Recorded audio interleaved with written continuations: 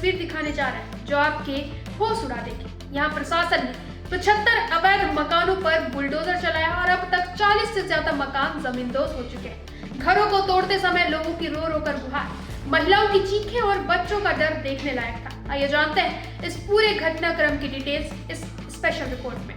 बीजापुर से आज जो तस्वीरें सामने आई है वो सिर्फ अतिक्रमण हटाने की कार्रवाई नहीं है, बल्कि छत्तीसगढ़ के सबसे संवेदनशील नक्सल प्रभावित इलाके में रहने वाले आम लोगों की जिंदगी, डर और मजबूरी की कहानी भी है।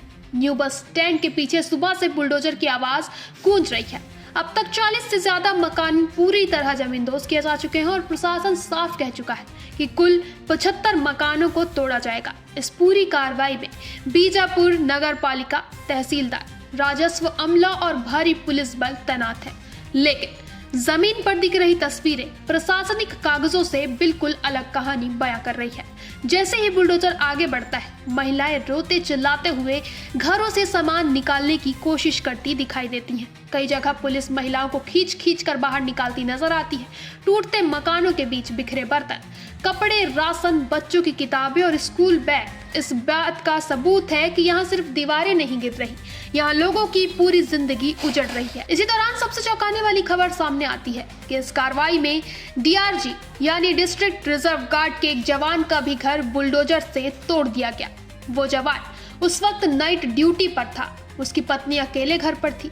वह रोते हुए कहती है कि वे यहाँ 2006 से रह रहे हैं। उनके पास गांव में भी कोई घर नहीं है।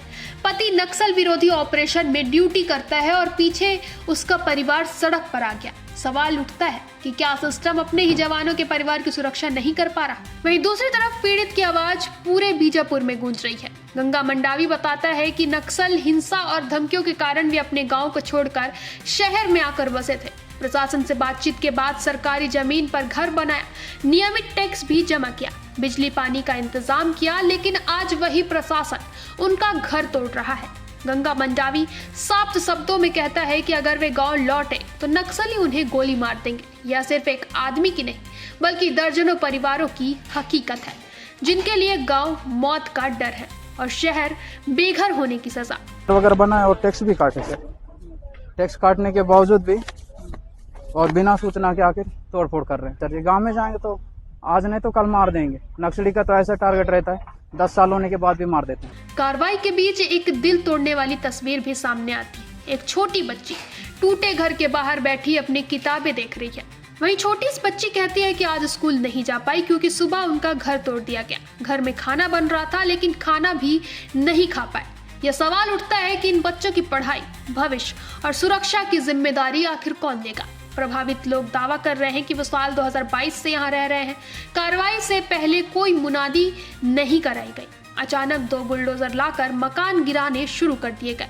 लोग अधिकारियों से 2 दिन की मोहलत मांगते रहे जबकि जरूरी सामान निकाल सके, लेकिन उनकी एक नहीं सुनी गई। वहीं प्रशासन अपना पक्ष रखते हुए कह रहा है कि अतिक्रमणकारियों को 2 बार नोटिस दिया जा चुका था। समय रहते कब्जा नहीं हटाने के कारण कार्रवाई जरूरी थी। वहीं मुख्य नगर पालिका अधिकारी BL नुरेटी और तहसीलदार पंचराम सलामी का कहना है कि कुल 75 मकानों को हटाया जाना है और यह पूरी कार्रवाई कानून के तहत हो रही है। लेकिन प्रशासनिक बयान और जमीनी सच्चाई के बीच सबसे बड़ा सवाल यही है कि नक्सल प्रभावित इलाकों से विस्थापित होकर आए इन लोगों का पुनर्वास क्या है।